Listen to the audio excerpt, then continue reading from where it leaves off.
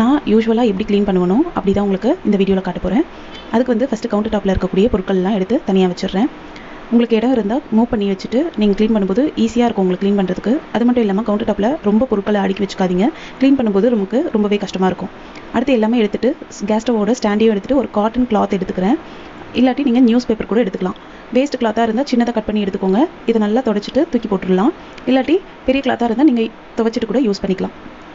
இதில் இந்த மாதிரி நம்ம காட்டன் கிளாத்தோ இல்லாட்டி நியூஸ் பேப்பரோ வச்சு தொடச்சி நம்ம க்ளீன் பண்ணும்போது க்ளீன் பண்ணுறதுக்கு ரொம்பவே ஈஸியாக இருக்கும். எண்ணெய் பிசுக்கெலாம் கம்ப்ளீட்டாக வந்துடும். யூஸ்வலாக நான் வந்து சமைச்சு முடிச்ச உடனே இல்லாட்டி அந்த நைட் வந்து தூங்க போகிறதுக்கு முன்னாடியே நான் கேஸ் ஸ்டவை ஒரு ஈர துணி போட்டு தொடச்சிடுவேன். அந்த மாதிரி துடைக்கும் போது பார்த்திங்கன்னா 5 நிமிஷம் கூட ஆகாது, கடகடன்னு தொடச்சி வச்சிடலாம். ஈஸியாக இருக்கும் க்ளீன் பண்ணுறதுக்கு. இந்த மாதிரி ஒரு 7 days இல்லாட்டி 10 days நீங்கள் க்ளீன் பண்ணாமல் வச்சுட்டிங்கன்னா இந்த டிப்பை நீங்கள் ஃபாலோ பண்ணிக்கலாம். ஃபஸ்ட்டு ஒரு பவுலில் 1 டேபிள் ஸ்பூன் அளவுக்கு டிஷ் வாஷ் ஜெல் போட்டுக்கிட்டேன். அதில் 1/2 கப் அளவுக்கு தண்ணி சேர்த்துக்கிட்டேன். நார்மலாக நம்ம ஸ்க்ரப்பர் யூஸ் பண்ணுவோம் இல்லைங்களா பாத்திரம் தேய்க்கிறதுக்கு. அந்த ஸ்க்ரப்பரை வந்து கேஸ் ஸ்டவ் கவுண்டர் டாப்க்கு பேக் சைடில் இருக்க டைல்ஸ் இது எல்லாத்தையுமே நல்லா தேய்ச்சி எடுத்துக்கிறேன். இது வந்து ரொம்ப தேய்க்கணும்னு அவசியம் இல்லை.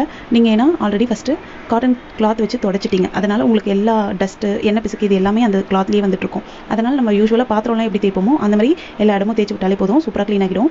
சப்போஸ் நீங்கள் வந்து அந்த எண்ணெய் பிசுக்கு டஸ்ட்டெல்லாம் க்ளீன் பண்ணாமல் ஸ்ட்ரைட்டாக நீங்கள் வந்து க்ளீன் பண்ண ஆரம்பிச்சிட்டிங்கன்னா அது ரொம்பவே கஷ்டமாக இருக்கும். அழுக்கும் வந்து அந்தளவுக்கு சீக்கிரம் போகாது. ஒரு சைடில் இருக்க அழுக்கு ஒரு சைடில் இருக்க எண்ணெய் பிசுக்கு வந்து எல்லா இடமே ஆகிற மாதிரி இருக்கும்.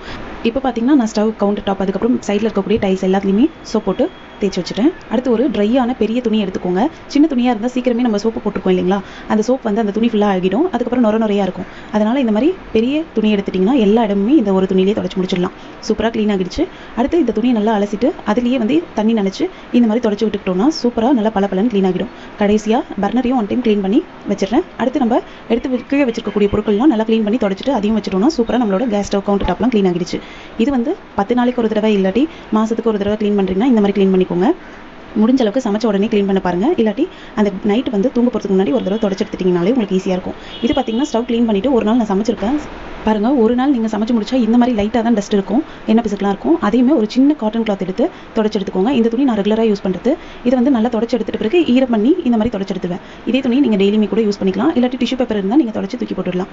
நான் வந்து இந்த மாதிரி காட்டன் கிளாத் தான் யூஸ் பண்ணுவேன். நம்மளோட ஸ்டவ் வந்து சூப்பராக க்ளீன் ஆகிடுச்சு. அவ்வளோதான் பாருங்கள். இந்த மாதிரி நீங்கள் டெய்லி பண்ணும்போது உங்களுக்கு வேலையும் சுலபமாக இருக்கும், ஈஸியாகவும் க்ளீன் பண்ணிடலாம். இந்த வீடியோ உங்களுக்கு பிடிச்சிருந்தா லைக் பண்ணுங்கள், ஷேர் பண்ணுங்கள், கமெண்ட் பண்ணுங்கள். நம்ம சேனலை ஃபஸ்ட் டைம் பார்க்குறீங்கன்னா மறக்காம சப்ஸ்கிரைப் பண்ணுங்கள்.